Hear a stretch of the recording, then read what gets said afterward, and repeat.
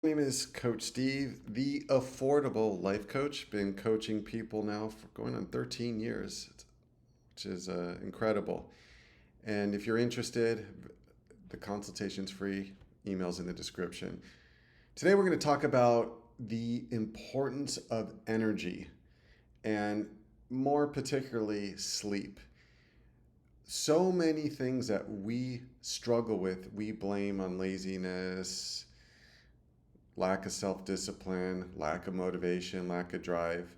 And what I found in coaching people, and even in my own life, is we're low on energy and we just spend our energy willy nilly, waste our energy with poor sleep habits, poor dietary habits, poor exercise, overstressed, caffeine. We got to look at our lives and go, what's going on here?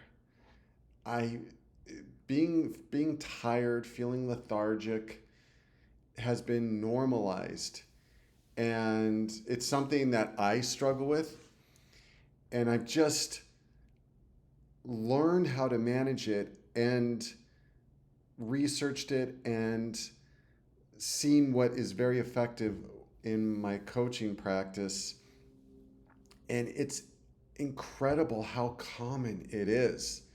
And one of the things that I've done is with myself that has helped tremendously is taking short 20-minute naps, maybe 2 or 3 times a day.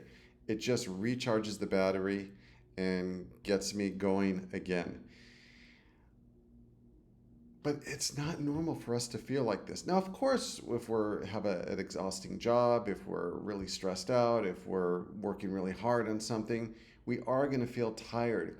But I'm talking about something deeper, just like you feel like there's a lack of fuel in the tank and there's no drive, incentive, motivation. There's a struggle of sticking to things consistently. There's a lack of fulfillment. There's a lack of patience with other people. There's a lack of uh, wanting to engage and do things that take and require energy. And that's why we gravitate towards screens and something that's really easy and low effort. And again, it's normalized. It really is normalized. And I've gone camping where I've been away from screens and electricity and just kind of in sync with the rhythm of the sun and my circadian rhythm. And it's incredible how early I would get tired when I wouldn't be exposed to lights and electricity and technology and all the artificial things that disrupt our circadian rhythm, that disrupt the release of melatonin that makes us tired and prepares us for sleep. And we've just grown accustomed to it. So let's talk about some things I work with in coaching with clients. I've said this in previous videos, but if a client came to me and said, I only want to work on one goal, one habit that will give me the biggest ROI, return on investment, which one should I choose? And I tell them it's not even a competition. For me, it's sleep. That is what I see the biggest benefits to clients that get their sleep structured, scheduled, consistent, and they guard their sleep like their life depends on it, because it does. It shortens our life. Our sporadic and sleep schedule, and not only that, just the quality of sleep that we get these days is not very high. We're so focused on counting hours. It's not only counting hours, it's counting the quality of sleep. And there are so many things that can affect and improve the quality. I don't want to go through them all now because I have talked about it in previous videos, but you could just search sleep hygiene and just little things like making sure that you're not you wear earplugs, you wear a sleep mask, you block out light, the room is a cooler temperature. I've even read one sleep researcher recommended taking a hot shower before, and that's supposed to be really helpful. But you got to experiment and see what works for you. But those are the little tweaks. The big tweak is really minimizing and staying away from caffeine as much as you can. We become so dependent on it. I can't tell you how many clients they'll say, oh, their first thing they do in the morning is their cup of coffee or caffeinated tea. And when you're depending on coffee or tea or caffeine, you're ignoring your body's needs. Or when you're reliant on hitting the snooze button, which is absolutely detrimental to sleep. It interrupts, we sleep generally in about 90-minute sleep cycles, and you're interrupting, you could be in a deeper sleep cycle, you're interrupting that, waking up, jarred awake, and then hitting the snooze button, and you've just disrupted a very valuable 90-minute sleep cycle that wasn't completed. And then that's why oftentimes you hit the snooze button, we wake up and we feel even groggier than when if we didn't hit the snooze button and just gotten up. But if you're, from the stuff that I've read and researched, if you fall asleep really easily at night, like if you're as soon as your bed hits your head hits the pillow and you're asleep, you're sleep deprived. Now, it shouldn't take too long, but if it happens instantaneously, a lot of people think that's a good thing, but it shows that your body is sleep deprived and craving sleep. And then if you struggle with waking up in the morning and having to hit the snooze button, then falling back to sleep, that's also your body signaling you are not getting enough sleep or high quality sleep. And that's one of the things I really like to focus on with clients. And it's amazing how much resistance I get with clients. We'll do some sleep tracking, or I'll talk about sleep with some clients, and it's just like, no, I don't want to go to bed earlier. No, I don't want to put the effort in order to improve my sleep. And I'm like, are you kidding me? Do you know the rewards and benefits that will come from improving your sleep? Weight is weight loss, heart disease, even cancer, and there's just a whole list of things. Strengthen immune system, like everything is related to sleep. And you leave yourself more vulnerable to disease, to fatigue, to stress, anxiety, depression when you're not getting quality sleep. Again, it's not the hours.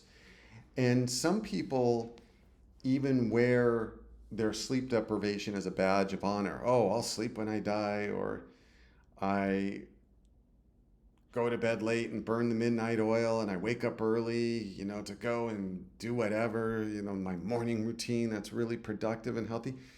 Man, you don't know what it's like to be fully rested, because so few of us are. And I think just the cell phones and bringing the cell phones into the bedroom is going to be the detriment of our society and culture, not just for sleep, but for so many other reasons. But if you ever go camping and you ever kind of get in a rhythm, or even sometimes if you go on vacation and you're not surrounding yourself by screens or electricity and stuff like that, you just see, so this is what it's like. Maybe you use candlelight, or maybe you just by the campfire. That's what I used to do. Is I would have a campfire and then go to sleep. It's such you're not bringing the weight of the world into your sleep, into your REM sleep, into your deep sleep, into your dreams. It's just lighter. You feel refreshed when you wake up in the morning. Also because you're breathing fresh air. Most of us don't even sleep with the window cracked open because for whatever reason, but we need fresh air, and you don't want to be breathing recycled air. And that's a whole nother topic. But yeah, there's a better way. And a lot of us are so addicted, and that's what I come up against with certain clients. And then we just take baby steps. But having coaching to help you in areas that will have such a huge benefit in your life makes a difference. Even something like when I do with clients sleep accountability, where we look at their sleep. It's just like, oh, you know what? I'm gonna be accountable to my coach, and so they're more mindful about their sleep and make improvements and realize the benefits of it.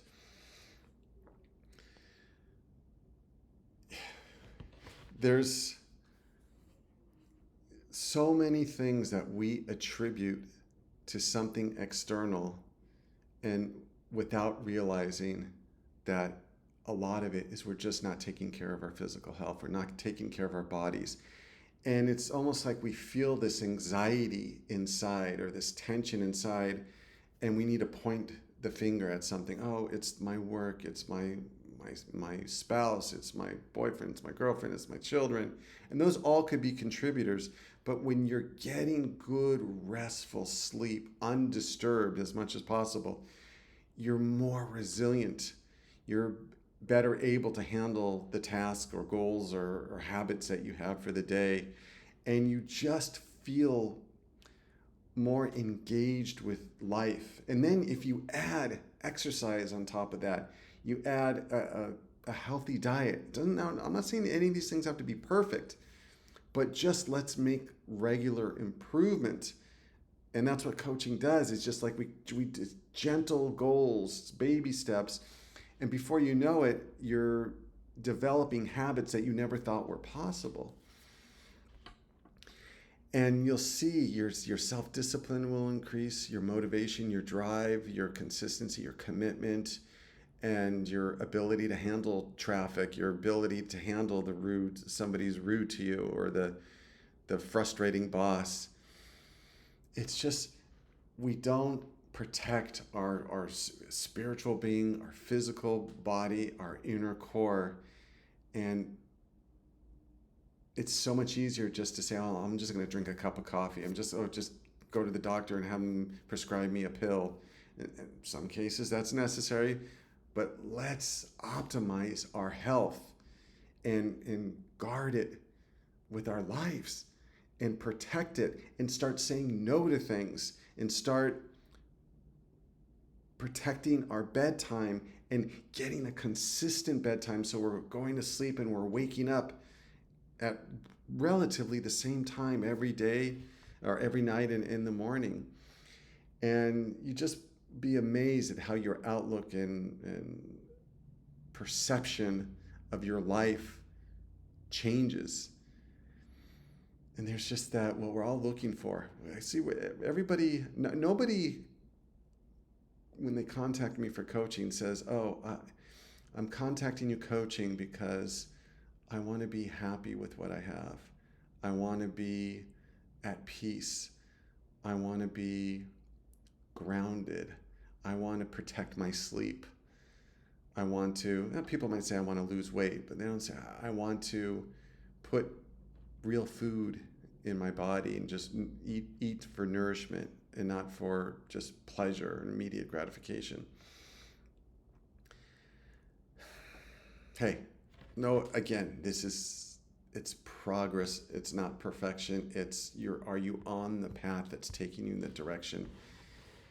And so this is just something that I challenge myself to, and I often fail, but each month, each year, I see I'm becoming a little bit better version of myself and improving in these areas that make a huge ripple effect in the rest of my life and my client's life. Yeah, so when you're in doubt or when you're feeling unmotivated or you're feeling down, just try taking a nap. Just try. There could be deeper problems. I'm not saying this is the cure-all, fix-all, but it definitely can help.